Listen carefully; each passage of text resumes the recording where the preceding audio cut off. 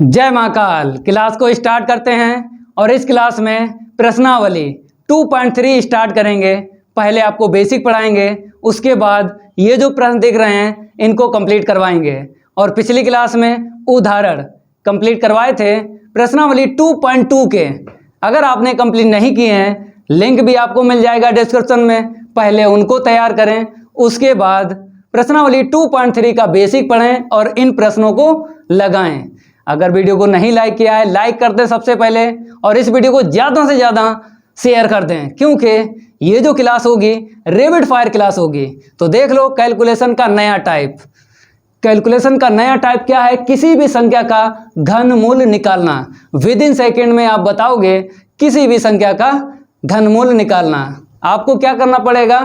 1 से 10 तक घन याद करना पड़ेंगे मेरे भाई।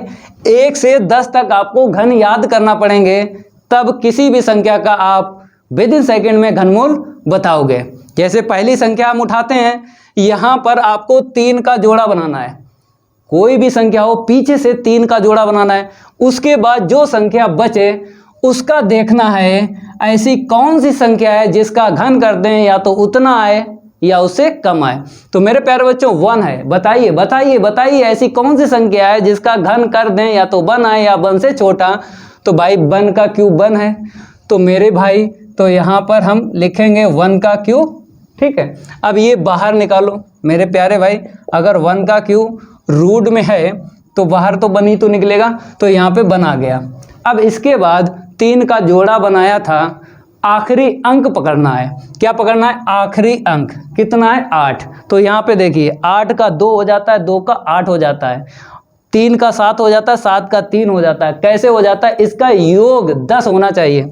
तो मेरे भाई अगर हम बात करें 3 और 7 की, योग कितना है? 10। यहाँ पे देख लीजिए, अगर 2 और 8 की बात करें, योग कितना हो जाए? 10 हो जाए। तो 10 का फंडा होता है, 10 का फंडा होता है आखिरी अंक में।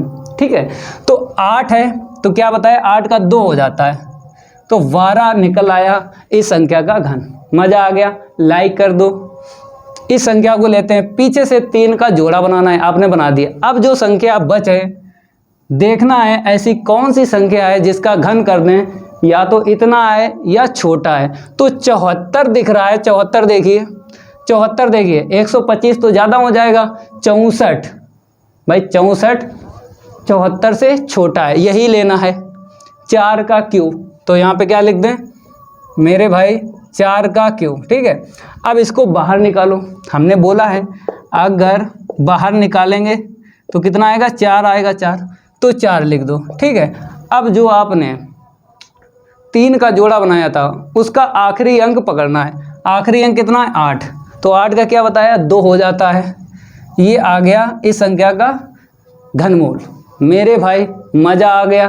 तो लाइक कर दो, लाइक कर दो, शेयर करते रहो और लाइक करते रहो। इस क्लास में आपको सब कुछ सिखाएंगे, कैलकुलेशन का टाइप भी सिखा रहे हैं, उसके बाद बेसिक पढ़ाएंगे और ये जो प्रश्न दिख रहे हैं इनको लगवाएंगे। ऐसी पढ़ाई कहाँ मिलेगी भाई? पैसा देकर भी आप नहीं पढ़ पाओगे ऐसी पढ़ाई। तो इसीलिए बोलते हैं लाइक कर दो अगर नए स्टूडेंट हो, साथियों को जोड़ते रहिए और वीडियो को शेयर करते रहिए। तो यहाँ पर आते हैं, पीछे से 3 का जोड़ा बनाना है। अब जो संख्या बचे मेरे भाई, अब जो संख्या बचे 148 है, ऐसी कौन सी संख्या है जिसका घन या तो इतना है या इससे छोटा है। तो 148 देखो किस में है मेरे प्यारे भाई? 216 ज़्यादा हो जाएगा, 148 से 216 ज़्यादा हो जाएगा, 125 ले लो, 148 से छोटा है। अब देखो 5 का घन है, तो यहाँ पर क्या लिखेंगे? 5 का घन। मेरे भाई लाइक करते रहिए। अब ये बाहर निकलेगा तो 5 आएगा ना।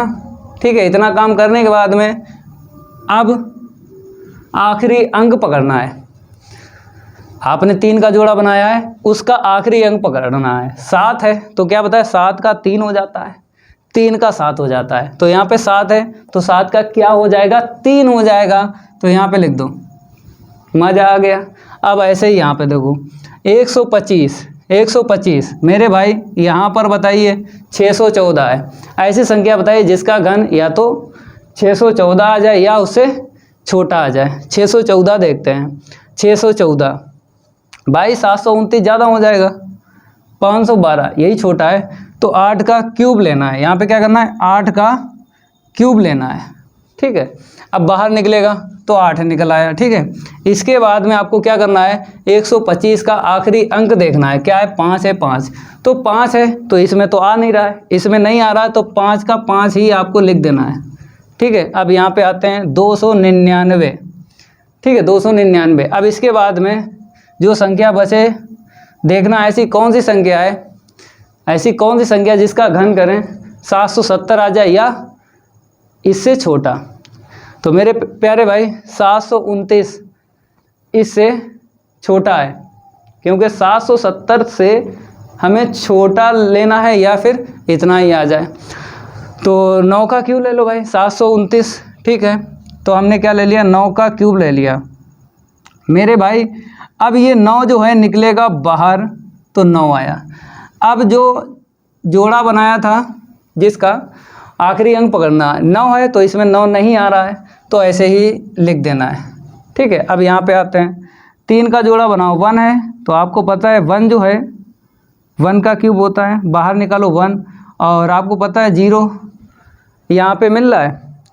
केवल आपको क्या ध्यान रखना है, 2 3 7 8 ये संख्याएं ध्यान रखना है। 3 का 7, 7 का 3 हो जाता है, 2 का 8, 8 का 2 हो जाता है। इसके अलावा कोई भी संख्या मिले वही आपको लिख देना है, 0 है 0 लिख दो, ठीक है। ऐसे करें, यहाँ पे आते हैं, 3 का जोड़ा बनाओ। 3 का जोड़ा बनाने के बाद में अब यहाँ पे देखना है 35 है। बताइए ऐसी कौन सी संख्या है जिसका घन कर दें या तो 35 है या 35 से छोटा है। तो मेरे भाई 64 तो ज़्यादा हो जाएगा ना, 64 ज़्यादा हो जाएगा, आप 27 ले लो, 27, क्योंकि 35 से छोटा 27 मिलेगा। 27 किसका है, 3 का घन है, तो मेरे भाई 3 का घन बाहर निकालेंगे 3 आएगा।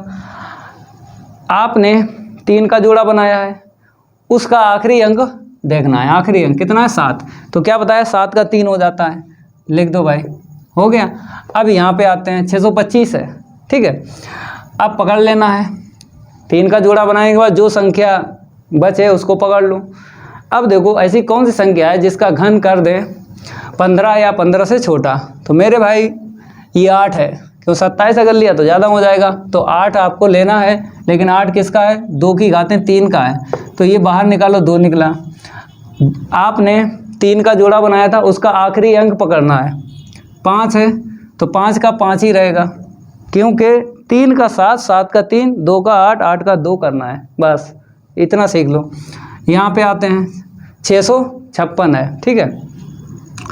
संख्या मिली 46। ऐसी कौन सी संख्या है जिसका घन कर दें या तो 46 आ जाए या 46 से छोटा। तो मेरे भाई ये 64 ज़्यादा हो जाएगा, 27 लेना है आपको, क्या लेना, 27, ये 46 से जो है 27 छोटा है किसका, 3 की घातें 3 का। मज़ा आ रहा है, लाइक करते रहिए। 3 बाहर निकालो, फिर आपको आखिरी अंक पकड़ना है, 6 है, तो इसमें तो आ नहीं रहा है, तो 6 का 6 ऐसे ही लिख दो, ठीक है। अब यहाँ पे आते हैं, कितना है, 509 है, तो यहाँ पर अब जो संख्या बची है क्या है, 328। बताइए ऐसी कौन सी संख्या है जिसका घन कर दें 328 से छोटा या फिर 328 से मिल जाए। ऐसी कौन सी संख्या है जिसका घन कर दें, तो 328 मेरे प्यारे भाई, 328 216 लेना है, क्योंकि 343 ज़्यादा हो जाएगा, ये लेना है 216।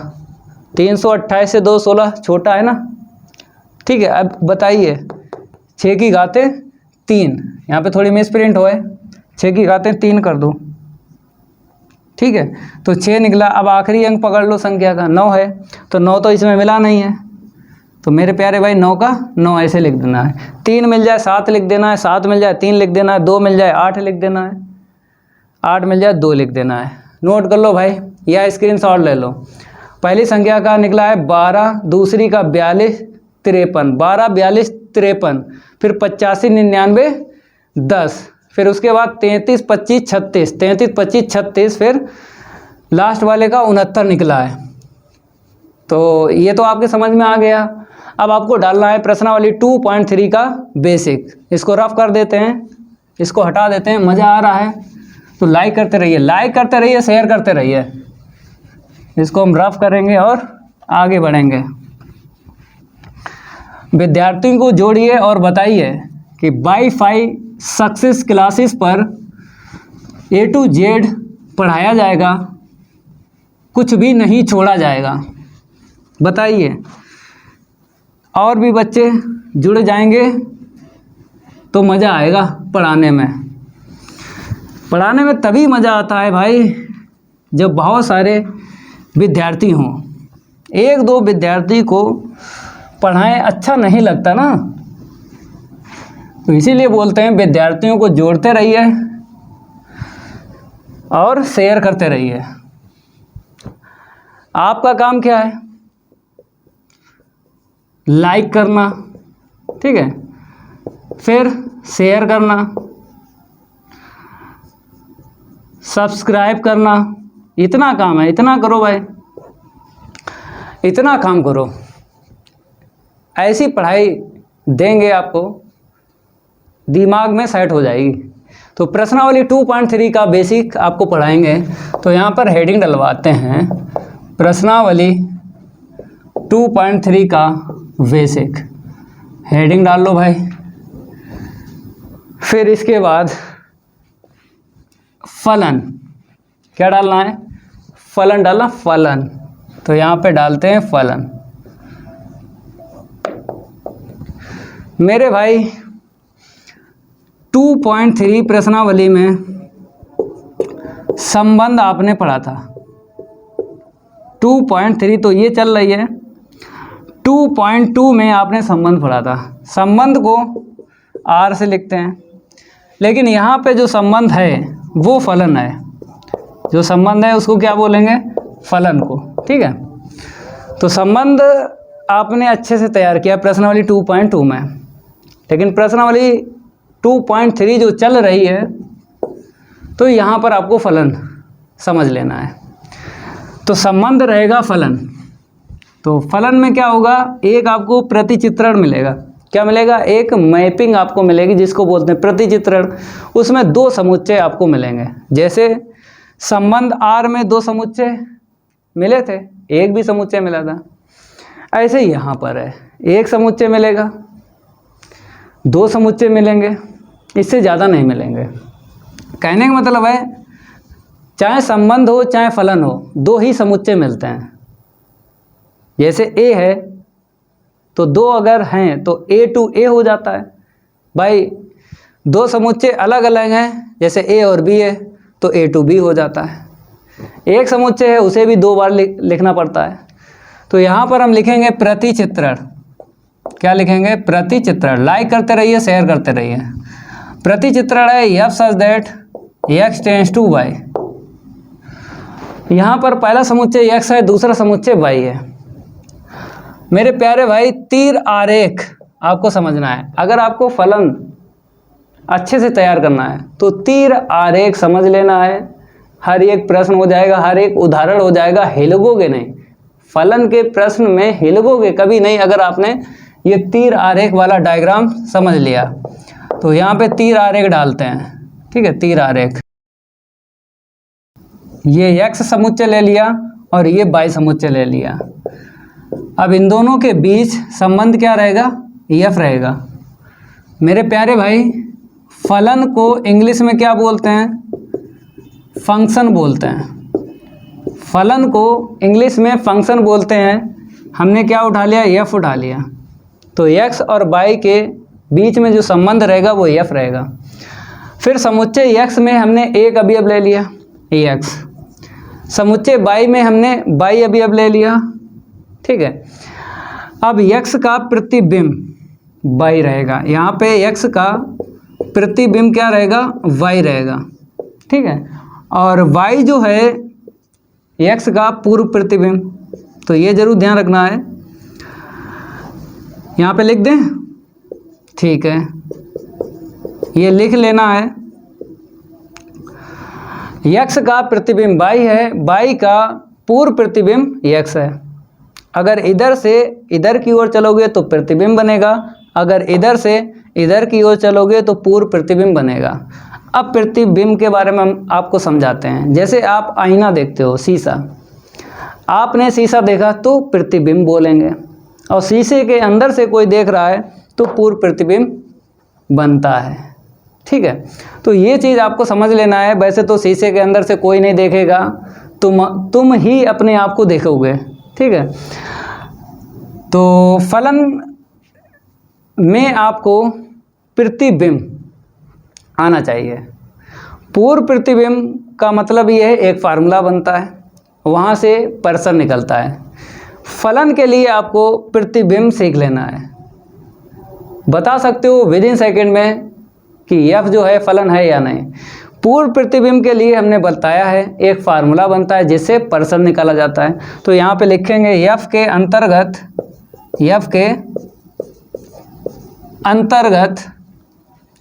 y का पूर्व प्रतिबिंब, y का पूर्व प्रतिबिंब x है, तब y बराबर क्या होता है, fx होता है। ये फार्मूला है मेरे प्यारे भाई, ये क्या है, फार्मूला है। ये फार्मूला किसके लिए यूज होता है, परिसर निकालने के लिए। ये फार्मूला किसके लिए यूज होता है, पर्सन निकालने के लिए। तो इतना आपको नोट कर लेना है। अब उदाहरण से क्लियर करवाते हैं कि किस प्रकार के संबंध फलन होंगे और किस प्रकार के संबंध फलन नहीं होंगे। तो मेरे भाई इतना नोट करो। अब उदाहरण डाल लो, इसको हम रफ करते हैं रैपिड फायर। लाइक करते रहिए और शेयर करते रहिए, लाइक करते रहिए और शेयर करते रहिए। हमने आपको पहले ही बोला है, किताबी ज्ञान हम नहीं देते हैं। किताबी ज्ञान कौन देता है, कोचिंगों में चले जाइए, आपको किताबी ज्ञान मिलेगा। आपसे पैसे भी पड़ जाएंगे और मज़ा भी नहीं आएगा। तो अगर लाइक नहीं किया है, लाइक कर दो। अगर नए विद्यार्थी हो, चैनल को सब्सक्राइब नहीं किया है, सब्सक्राइब करके बेल आइकन जरूर प्रेस कर लेना है, क्योंकि उसमें आपका ही फ़ायदा है। जब भी हम नई क्लास लाएंगे ना, तो यूट्यूब द्वारा नोटिफिकेशन रैपिड फायर की तरह मिलेगा, जिससे आपको 1 बाय 1 क्लास लेने में दिक्कत नहीं आएगी। तो उदाहरण नंबर 1 यहाँ पे डालते हैं और 2 समुच्चय ले लेते हैं। इसको A ले लिया और इसको B ले लिया। इन 2 समुच्चयों के बीच में जो संबंध होगा वो f का मतलब क्या है, फलन। मेरे प्यारे भाई, फलन को इंग्लिश में क्या बोलते हैं, फंक्शन बोलते हैं। तो फंक्शन का f उठा लेते हैं, यहाँ पे लिख देते हैं। तो संबंध क्या चल रहा है, f चल रहा है, ठीक है। यहाँ पर हमने क्या किया, 1 2 3 और x y z समुच्चय A के 3 अवयव ले लिए और B के 3 ले लिए। फिर हमने ऐसे कर दिया, ऐसे करके ये आपको प्रश्न में मिलेगा। यहाँ पर हमने अपने पास से 2 समुच्चय लिए हैं और प्रतिबिंब बनाए हैं, लेकिन ये डायग्राम आपको प्रश्न में मिलेगा। प्रश्न मिलेगा और पूछेगा यह फलन है या नहीं। आपको चेक करना है। पहला गोला आपको पकड़ लेना है, पहला गोला पकड़ लेना है। पहले वाले गोले में आपको अवयव देखना है, हर एक अवयव का प्रतिबिंब होना चाहिए। 1 का x है, 2 का y है और 3 का z है। 1 2 3 का प्रतिबिंब है। अगर हर एक एलिमेंट का प्रतिबिंब है तो f क्या हो जाएगा, फलन होगा, ठीक है। फलन कब नहीं होगा हम आपको नोट में लिखा देंगे, जिससे कोई दिक्कत नहीं आएगी। तो पहला गोला आपको पकड़ना है। पहले वाले गोले में जितने अवयव हों, चाहे 3 हो, चाहे 8 हो, चाहे 15 हो, सभी का प्रतिबिंब होना चाहिए। अगर सभी का प्रतिबिंब है, चाहे अलग अलग हो, चाहे एक ही प्रतिबिंब हो, सबका होना चाहिए। कहने मतलब है 1 का या 2 का या 3 का प्रतिबिंब होना चाहिए, चाहे अलग अलग हो, चाहे एक ही प्रतिबिंब हो, सभी का प्रतिबिंब होना चाहिए, तो फलन होगा। तो यहाँ पे क्या लिख देंगे, 1 का प्रतिबिंब x है, ठीक है। 2 का प्रतिबिंब y है, 3 का प्रतिबिंब z है। अब यहाँ पे लिख देंगे अतः f का समुच्चय A से B में एक फलन है, ए से बी में एक फलन है। क्लियर हुआ? अब नोट आपको लिखवा देते हैं जिससे दिक्कत नहीं होगी। नंबर फर्स्ट, पहले वाले गोले में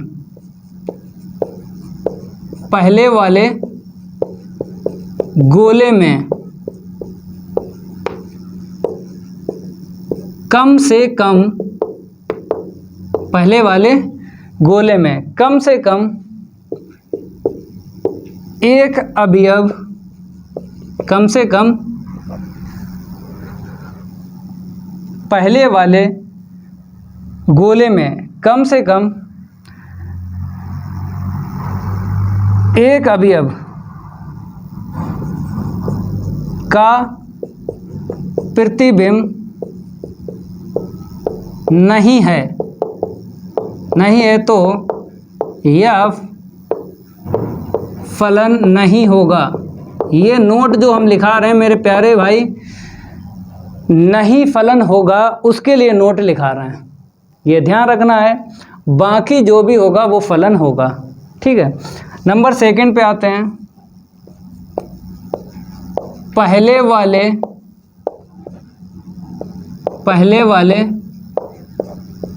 गोले में किसी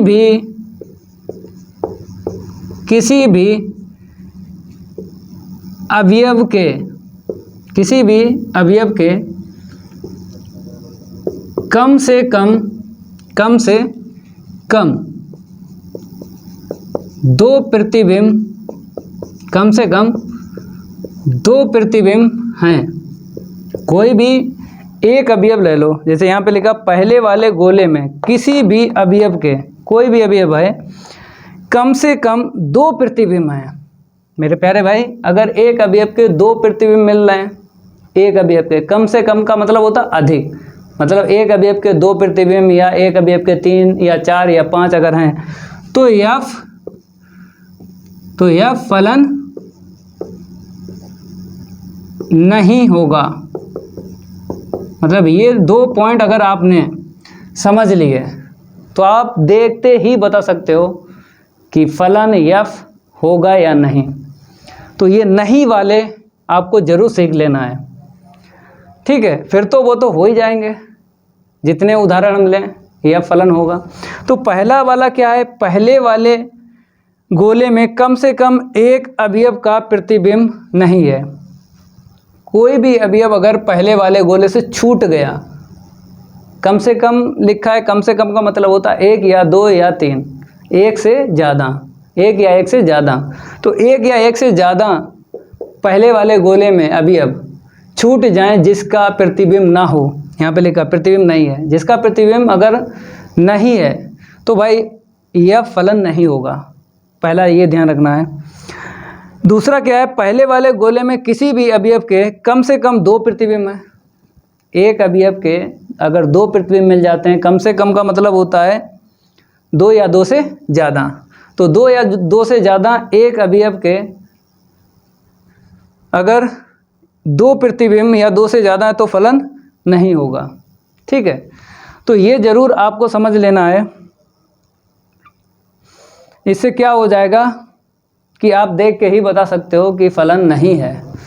तो यहाँ पर पहले वाले गोले में हमने देखा 1 का प्रतिबिंब x है, 2 का प्रतिबिंब y है और 3 का z है। हर एक अवयव का प्रतिबिंब है। अगर हर एक अवयव का प्रतिबिंब है तो मेरे प्यारे भाई यफ क्या हो जाएगा?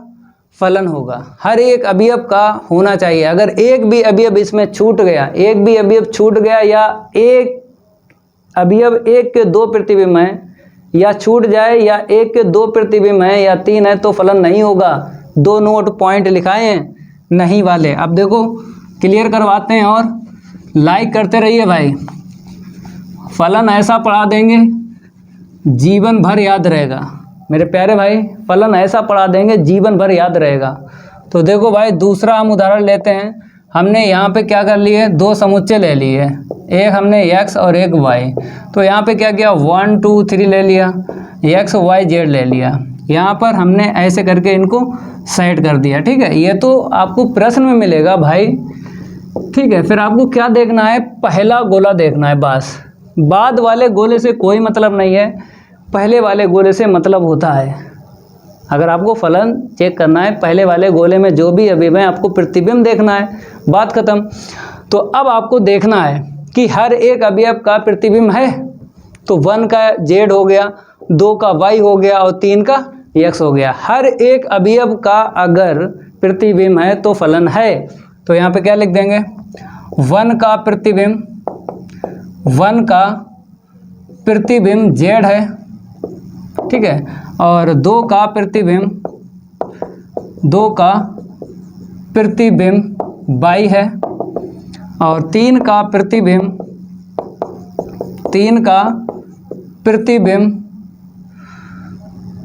X है, ठीक है। तो हर एक अवयव का प्रतिबिंब है। तो यहाँ पे लिख दो, अतः F कामा समुच्चय X से Y में एक फलन है, ठीक है। अब हम लेंगे एक नहीं वाला, इसको नोट कर लो, ठीक है। नोट करने के बाद में अब एक नहीं वाला लेते हैं और ज़्यादा क्लियर हो जाएगा। तो नंबर 3 यहाँ पे डालते हैं और यहाँ पर हम क्या करते हैं, ऐसे करके लेते हैं F और इसे CD कर लो, क्योंकि समुच्चय को कैपिटल लेटर्स में लिखा जाता है और अवयवों को स्मॉल लेटर्स में लिखा जाता है। तो यहाँ पे हमने क्या लिया, 1 2 3 ले लिया, ठीक है। और यहाँ पे हमने X Y रखा, ऐसे करके हमने सेट कर दिया, ठीक है। सेट कर दिया। ये तो आपको प्रश्न में बनाया मिलेगा डायग्राम। आपको चेक करना है फलन F है या नहीं है। तो पहला गोला आपको पकड़ना है, पहला गोला, बाद वाले गोले से कोई मतलब नहीं है। अब देखना है हर एक अवयव का प्रतिबिंब है, चेक करो। अगर हर एक अवयव का प्रतिबिंब है तो यह फलन होगा। तो यहाँ पे चेक करते हैं, 1 का प्रतिबिंब Y है, इसने सही बोला। 3 का प्रतिबिंब X है, इसने भी सही बोला। लेकिन 2 का प्रतिबिंब नहीं है, यहाँ पे एक अवयव छूट रहा है। कौन सा नोट पॉइंट है, बताइए कौन सा नोट पॉइंट है। पहला देखो, ये वाला इसमें लाई कर रहा है। पहले वाले गोले में कम से कम एक अवयव का प्रतिबिंब नहीं है, कम से कम एक अवयव का प्रतिबिंब नहीं है। तो कम से कम का मतलब एक या एक से ज़्यादा। अगर प्रतिबिंब नहीं है तो फलन नहीं होगा। तो यहाँ पे क्या लिख दो, 2 का प्रतिबिंब, 2 का ऐसा लिखो, यहाँ पर 2 का प्रतिबिंब नहीं है, 2 का प्रतिबिंब नहीं है। अतः F कामा समुच्चय C से D में एक फलन नहीं है, एक फलन नहीं है। क्लियर हुआ पहला नोट पॉइंट। दूसरा भी नोट पॉइंट क्लियर हो जाएगा, दूसरा भी नोट पॉइंट क्लियर हो जाएगा। इसको हम रफ करते हैं और फिर उदाहरण लेते हैं। जब तक उदाहरण लेते रहेंगे, जब तक आपको क्लियर नहीं होता है फलन, ऐसा पढ़ा देंगे फलन ज़िंदगी भर याद रहेगा। तो कौन सा है, नंबर 4 लेते हैं यहाँ पे उदाहरण, ठीक है। यहाँ पर हमने क्या ले लिया, A और B 2 समुच्चय, ठीक है। और ये F ले लिया। यहाँ पे हमने क्या लिया, 1 2 3, ठीक है। यहाँ पर हमने X Y Z P Q कुछ भी ले लो, R, ठीक है।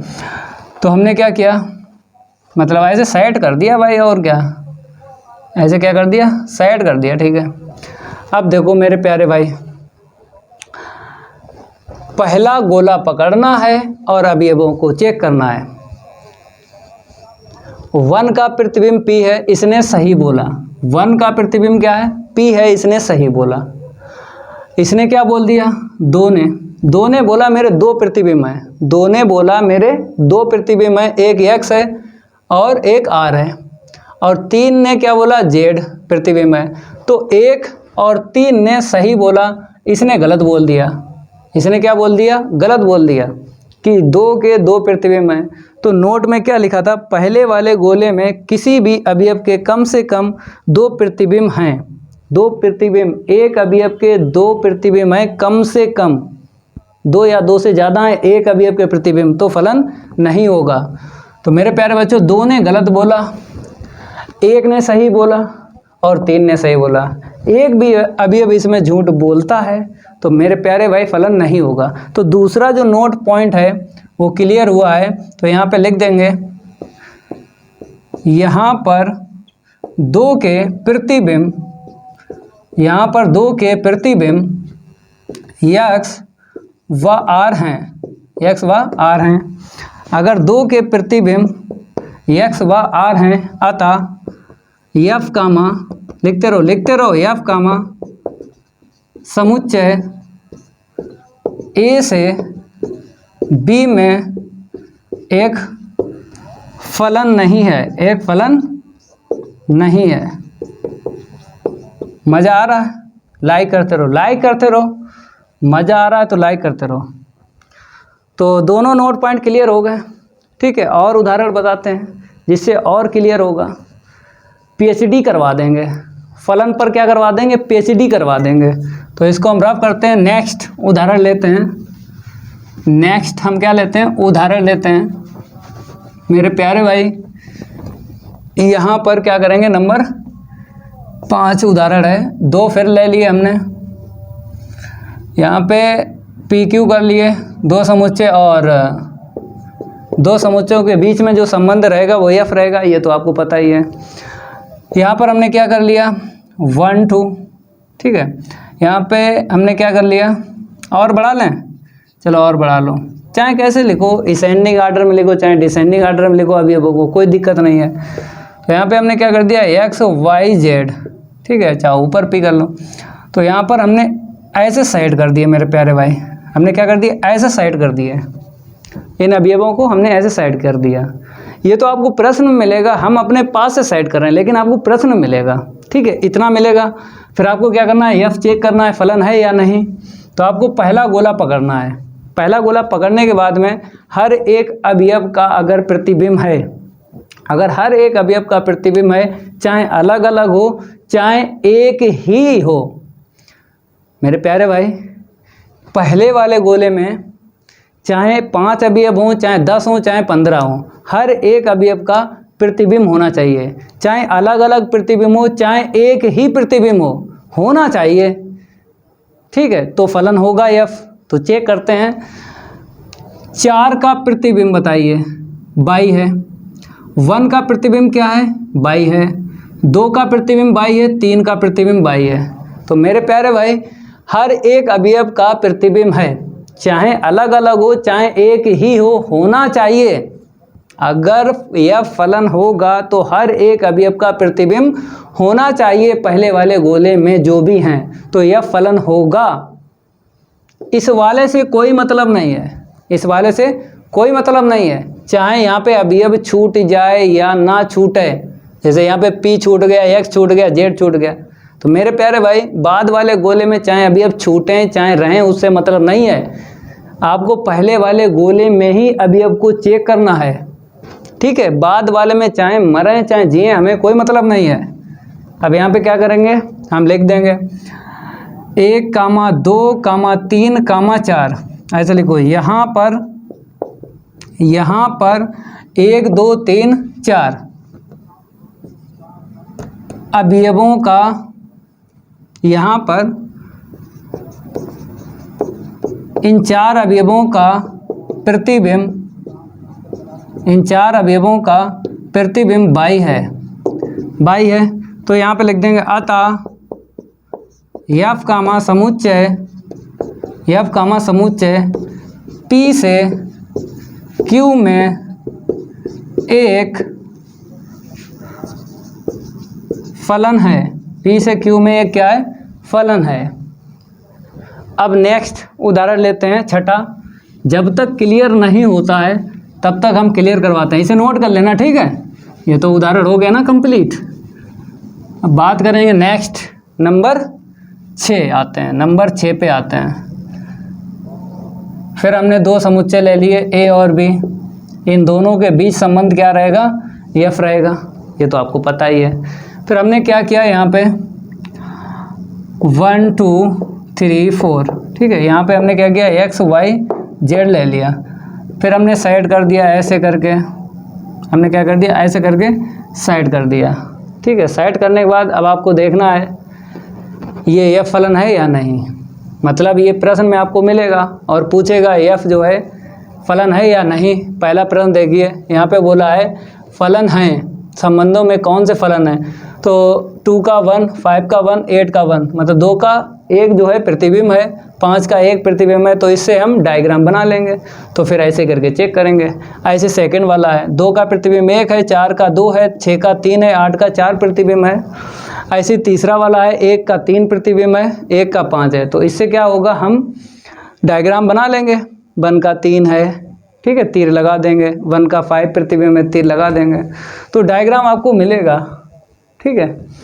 तो आपको क्या करना होता है, पहला गोला पकड़ना है, पहले गोले में जो भी अवयव हैं, पहले गोले में जो भी अवयव हैं हर एक अवयव का प्रतिबिंब होना चाहिए, चाहे अलग अलग हो चाहे एक ही हो, होना चाहिए। अगर ऐसा नहीं है तो फलन नहीं होगा। तो ये देखिए 2 का प्रतिबिंब y है और 3 का x है और 4 का x है। मेरे प्यारे भाई 3 और 4 का x हो गया। हमने क्या बोला है, हर एक अवयव का प्रतिबिंब होना चाहिए, चाहे अलग अलग हो चाहे एक ही हो, तो 3 और 4 का एक ही प्रतिबिंब है x है। ये सही बोल रहे हैं, दोनों भी सही बोला है, क्योंकि 2 का y प्रतिबिंब है, ये अलग है, अलग प्रतिबिंब हो चाहे एक ही हो, कहने मतलब है प्रतिबिंब होना चाहिए हर एक अवयव का। तो 2 का भी है, 3 का भी है, 4 का भी है, 1 का नहीं है, 1 छूट गया, 1 छूट गया, तो कौन सा नोट पॉइंट आ गया, कौन सा लाई कर रहा है अगर छूट जाए। तो यहाँ पे पहले वाले गोले में कम से कम एक अवयव का प्रतिबिंब नहीं है, एक अवयव का प्रतिबिंब नहीं है, तो 1 का नहीं है तो भाई फलन नहीं होगा।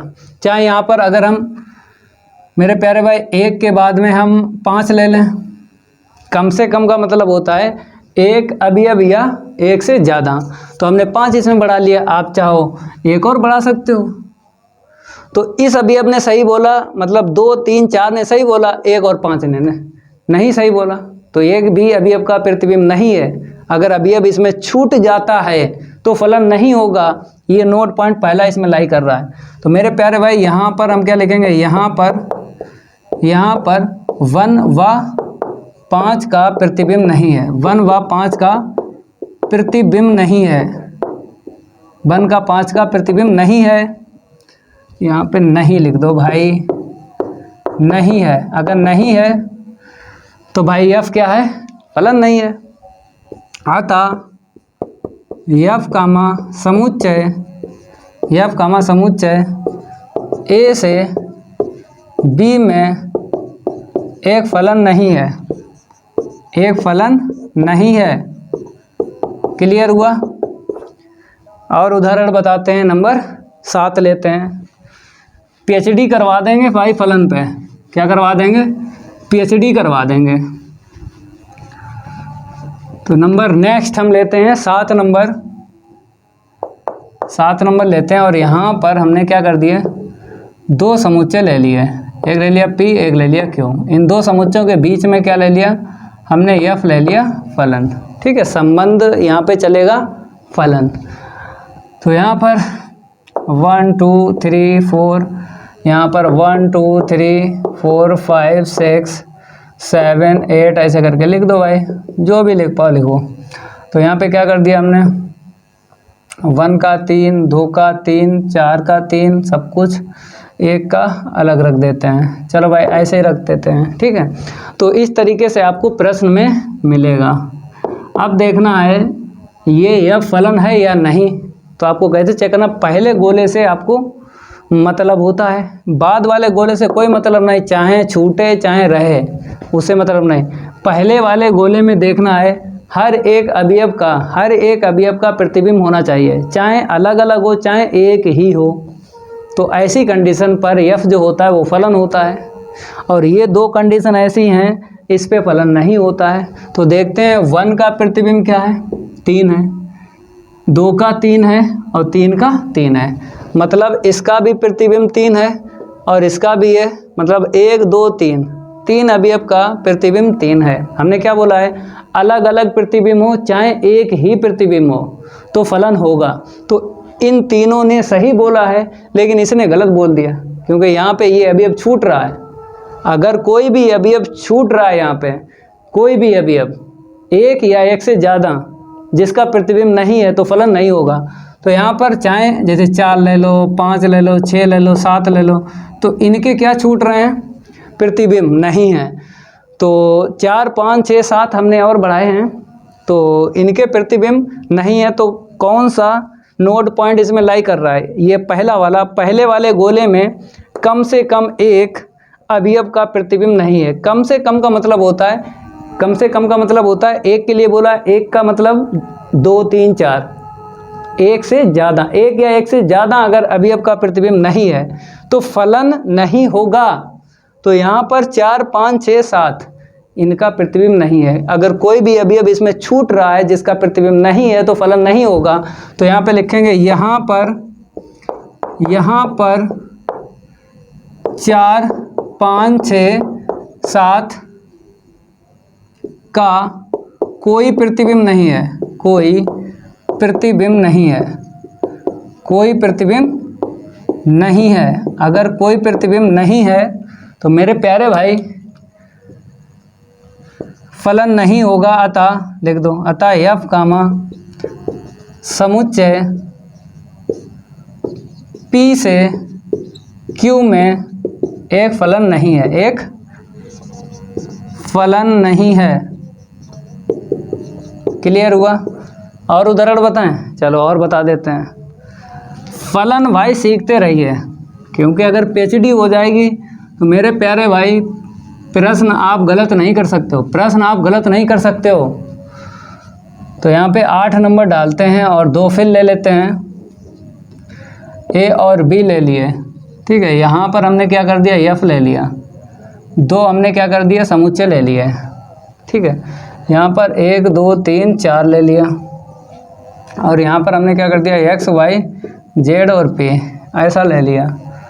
तो यहाँ पर चाहो तो दूसरे मान लें, आप कहोगे सर वही मान रहे हो, तो हमने 2 3 इसमें कर दिया, ठीक है। तो हमने इसको ऐसे करके साइड कर दिया भाई, ऐसे करके हमने साइड कर दिया, ठीक है। इस तरीके से आपको प्रश्न मिलेगा, बताइए फलन है या नहीं। तो आपको क्या करना है, पहले वाले गोले में जो भी अवयव हैं उनको चेक करना है। तो देखो भाई, इस 3 का अवयव पी है, तो इसने तो सही बोला, इस 2 ने गलत बोल दिया, क्योंकि 2 के 3 प्रतिबिंब बन गए। तो कौन सा नोड पॉइंट लाई कर रहा है, दूसरा वाला। अगर एक अवयव के 2 प्रतिबिंब या 2 से ज़्यादा हैं तो वो फलन नहीं होता है। पहले वाले गोले में किसी भी अवयव के कम से कम 2 प्रतिबिंब हैं, कम से कम 2 प्रतिबिंब का मतलब होता है 2 या 2 से ज़्यादा अगर एक अवयव के प्रतिबिंब हैं तो वो फलन नहीं होता है। तो यहाँ पर हम क्या लिखेंगे, यहाँ पर ए ऐसे लिखो, यहाँ पर 2 के प्रतिबिंब, यहाँ पर 2 के प्रतिबिंब एक्स वाई व जेड हैं। 2 के 3 प्रतिबिंब ऐसे लिखो और ज़्यादा क्लियर होगा। 2 के 3 प्रतिबिंब, 2 के 3 प्रतिबिंब एक्स व वाई जेड हैं। अगर एक अवयव के 2 प्रतिबिंब या 3 हैं या 4 हैं या इनफाइनाइट हैं तो मेरे भाई फलन नहीं होगा। तो यहाँ पे क्या लिख देंगे, अतः एफ कामा समुच्चय ए से बी में एक फलन नहीं है, फलन नहीं है। इतना क्लियर हुआ? और बताओ, उदाहरण बताएं, और बता दें। चलो और बता देते हैं, इसको रफ कर देते हैं भाई, समझ में आ जाए। चाहे एक उदाहरण हो, चाहे 1000 उदाहरण लिए जाएं, समझ में आ जाए। तो यहाँ पे एक 9 लेते हैं, यहाँ पे 9 डालते हैं उदाहरण। मेरे प्यारे भाई, इसे ए ले लिया, इसे बी ले लिया, इन दो समुच्चयों के बीच में संबंध F ले लिया। अब इसके बाद में हमने क्या कर दिया, पहले वाले गोले में कुछ अवयव ले लेते हैं, 1 2 3 4 5 6 7, फिर हमने एक x ले लिया और साइड कर दिया, ऐसे करके साइड कर दिया। इस तरीके से आपको प्रश्न मिल सकता है, इस तरीके से। तो आपको ऐसा दिया जाएगा तो चेक करना है यह फलन है या नहीं है।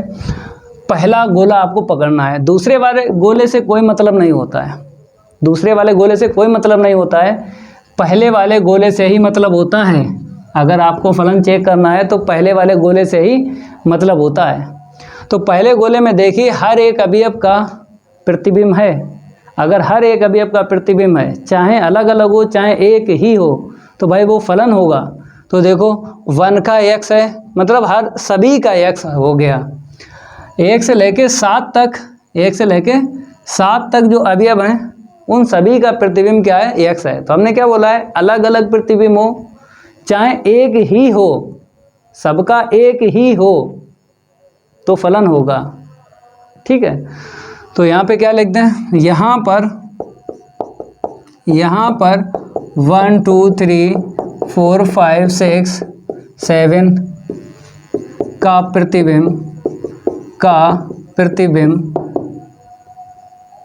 x है। अगर प्रतिबिंब x है तो यहाँ पे लिख देंगे अतः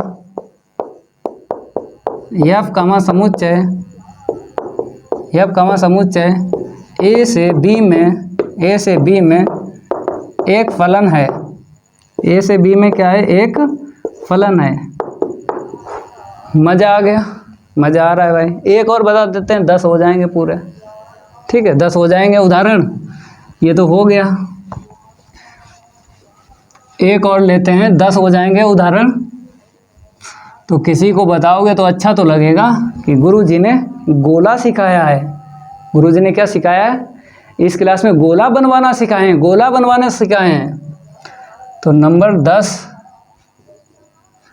यहाँ पे F हो गया, यहाँ पे P और Q ले लेते हैं। ठीक है, यहाँ पे हमने क्या कर दिया, 1 2 3 4 5, यहाँ पे X Y Z P ले लिया। ठीक है, यहाँ पे हमने क्या किया, हमने ऐसे और ऐसे साइड कर दिया और ऐसे।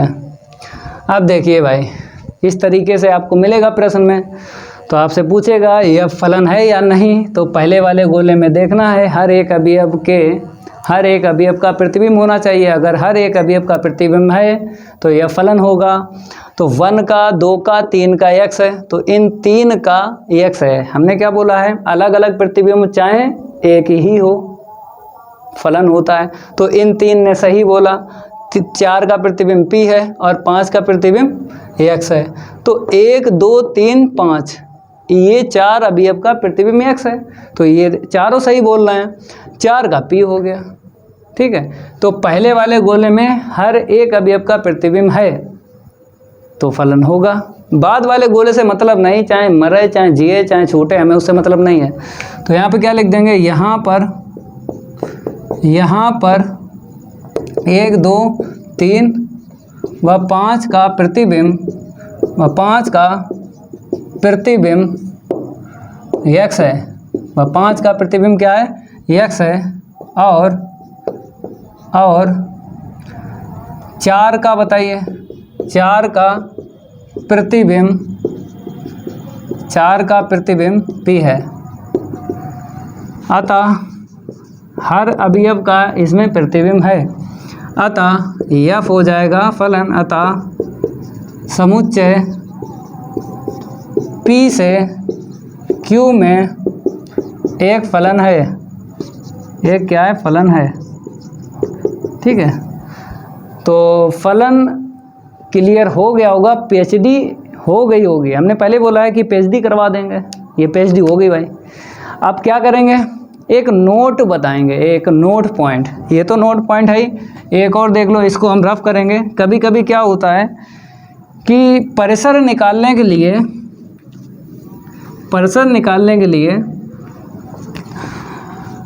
नोट आपको ध्यान रखना है। इसको हम रफ करेंगे क्योंकि बेसिक में एक नोट बचा है, 2 नोट करवाए हैं फलन के,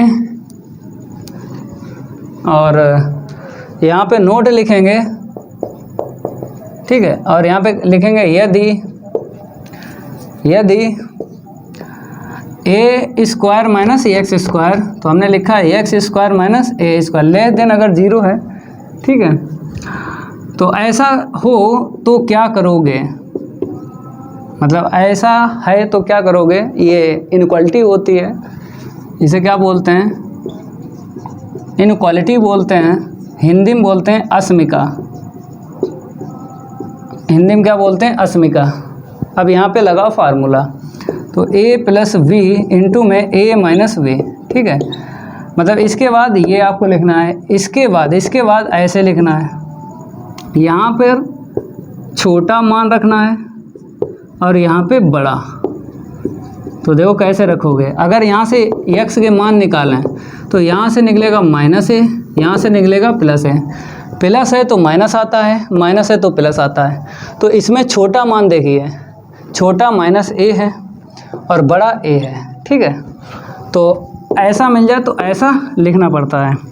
तो मेरे प्यारे बच्चों, अब इसको कैसे लिखोगे, बाद में ऐसे अंतराल बनाने के लिए पहले माइनस ए है, जो पहले उसे पहले लिखना है, जो बाद में उसे बाद में लिखना है, ऐसे करके। तो इससे क्या पता चल गया, हमें अंतराल पता चल गया। तो परिसर, मेरे प्यारे भाई, परिसर निकालने के लिए कभी कभी आंसर अंतराल में भी आता है, तो इसीलिए अंतराल आपको सिखाया है, इसीलिए आपको अंतराल सिखाया। नंबर 1 हो गया।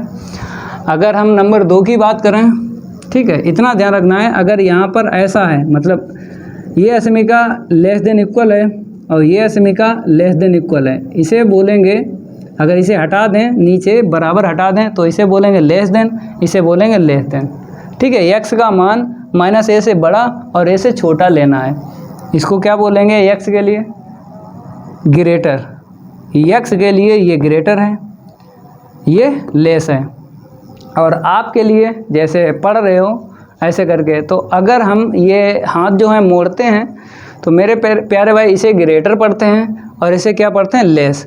तो आपको क्या कौन सा दिख रहा है, हाथ उल्टा हाथ दिख रहा, तो आपके लिए ये लेस है, लेकिन एक्स के लिए ये हो जाएगा ग्रेटर, ये हो जाएगा लेस, क्योंकि एक्स का मान माइनस ए से बड़ा लेना है, बड़ा का मतलब होता है ग्रेटर, और एक्स का मान ए से छोटा लेना है, छोटे का मतलब लेस। तो ये क्लियर हो गया। अब दूसरा इसी में हम डालते हैं, आप लोग पहला नोट कर लेना, फिर इसी में हम काम करेंगे, दूसरा हो जाएगा। हम क्या करेंगे, इक्वल कर देते हैं।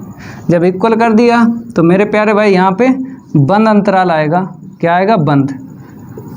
यहाँ पे क्या आएगा, बंद आएगा, क्योंकि जिस साइड बराबर है लेस देन इक्वल पढ़ते हैं और इसको लेस देन इक्वल पढ़ते हैं। अगर बराबर है तो ये बंद अंतराल आएगा, अगर यहाँ पे इक्वल नहीं है तो खुला अंतराल आएगा।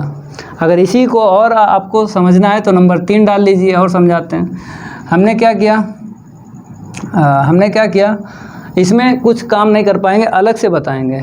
2 हो गए, अब इसे नंबर 3 डाल के समझा रहे हैं, तो इसको रफ करेंगे। 2 हो गए, अब 3 नंबर पे क्या होगा, मेरे प्यारे भाई समझ लो कि अगर कहीं 1 और 2 में कौन बड़ा है, तो आप बताओगे 2 बड़ा है। जो बड़ा होगा उसकी तरफ ये मुंह कर देगा, इसको क्या बोलते हैं, इनइक्वालिटी अस्मिका बोलते हैं, ठीक है।